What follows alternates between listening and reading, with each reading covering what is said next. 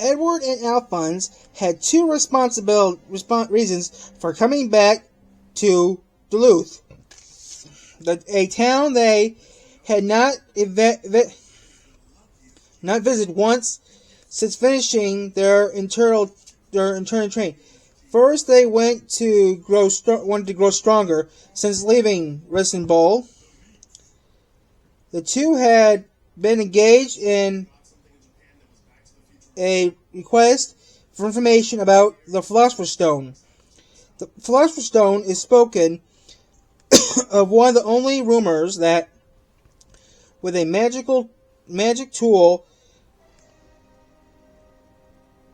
for perfecting alchemy, unfortunately, by the basic rules of equivalent exchange, and the preservation of mass, many people are entirely by the limits of possibilities of the Philosopher's Stone.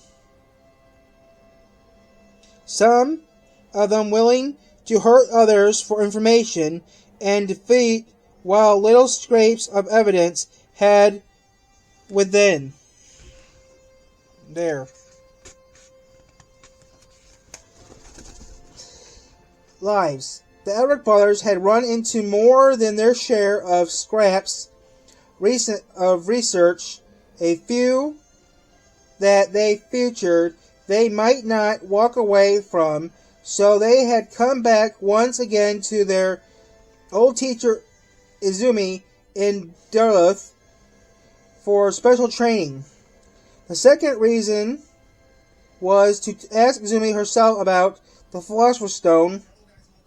However, they soon found out she had little interest in such a thing. So while they endured their training in Duluth, they looked for their other ways to learn more about the Philosopher's Stone. Attack, she hits hard. Edward grounded, rubbing his sore jaw, and Alphonse ran through a immense streets committing but training. But finishing without their Edward or Alphonse learn one blow on the teacher, they had to move on to run portion of the day's activities while they ran and made a point of stopping to look through the bookstore and antique shops for any other places that might held clues. Alphonse gladly glanced over Alaric, who was busy looking off his cheek, his automobile right hand clanking. You might remember, be one more polite with her, Ed. He joined his brother in stepping in the training, even though Alphonse could run for days without feeling the strains, but he couldn't figure out. It was Izumi's opinion that even if he couldn't train his body, the regiments of eccentric would train his spirit. The two passed down rows of shops, closing for the night, until there were the street lanterns to Christmas. I swear Edward said, put his arms in his arm and leg. He doesn't know the meaning of resent and hurt all over. The tiny problems and sounded like in a fool of his clothes clattering over the cobblestone below. After a full day of muscle training, beginning through this those two boys were covered in grime. Well, we didn't ask her to train us. Alphonse noticed, wiping off his armor. Edward grunted. What were we thinking? Squinting into the sunlight, how low in the sky. His spirit out of grind and sand struck his hips. Since he had first trained with her, he felt like being near Izumi was not strength his body, but his heart, as well as she always stood strong, looking forward, not a crooked bone in her body. And then and when she faced you, she always did so with fairness in her eyes. Her first were swift and fly at a strong hint of impression, or often remarked. Yet she was never really upset. This urn made even the people standing near her seem more constant and more balanced. I need to get stronger so we can get our bodies back. Getting stronger and finishing clues were easy tasks. In time, neither existed or not prayer. All the rights, last split time race to chase Al. You're on. Limp flicking on the through Dumpling in the growing dusk. Edward and Alphonse ran fast as they could, feet pounding through the pools of light on the windows into the cobblestones.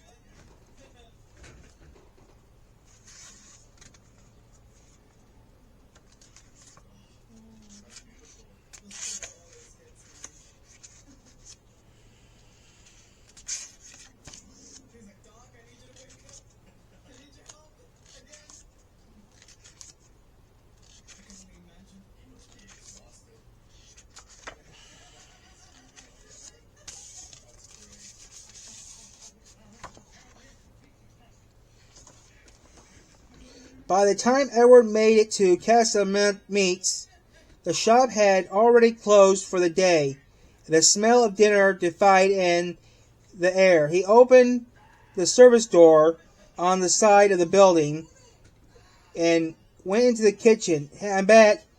"Hey, there you are, Edward," answered the senator, looking up from beef stir-fry. Was being a big man. The short back of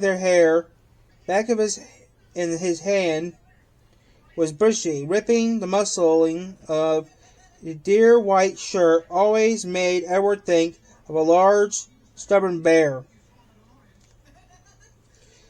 Next to him, Izumi started to consent a large pot with a lade. Dinner soon, and quite feast. Got to replenish those calories. Edward peeled open the pot to see what was cooking. "Favorite stew? All right. Care for a taste?" Izumi smiled his unremarkable excitement. He held up a lei to his mouth. The stew was rich. Vegetables, meat, preferred for a growing boy. Izumi was a strict teacher. She was even after learning that Alric and Alphonse had dabbled in human alchemy. Even they had left her once, she welcomed them back with a ferret. Edward thanked her to himself while glancing around the kitchen. "Hey, can I help? What should I do? How about you get the plates and cups out for everyone?"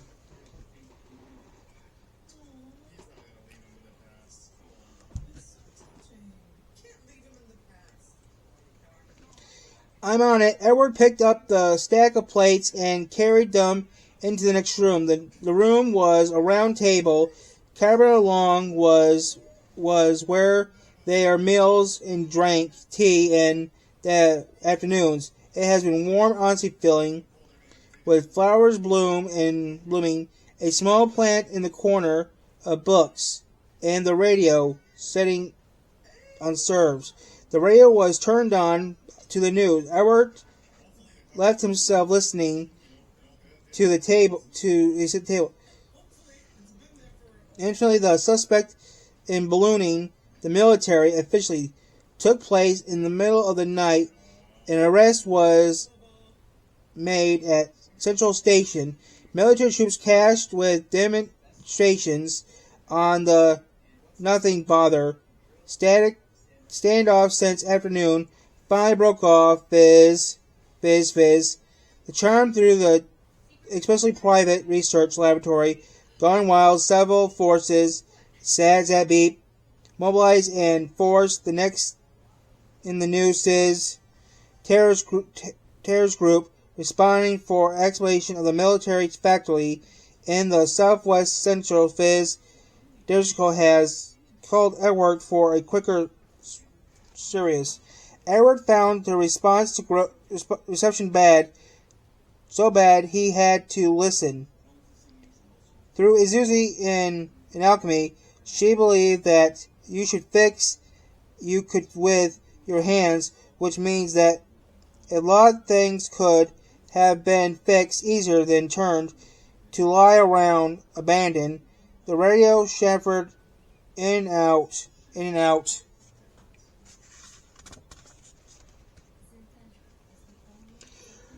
Returning to the news about the troop movement and the military offense.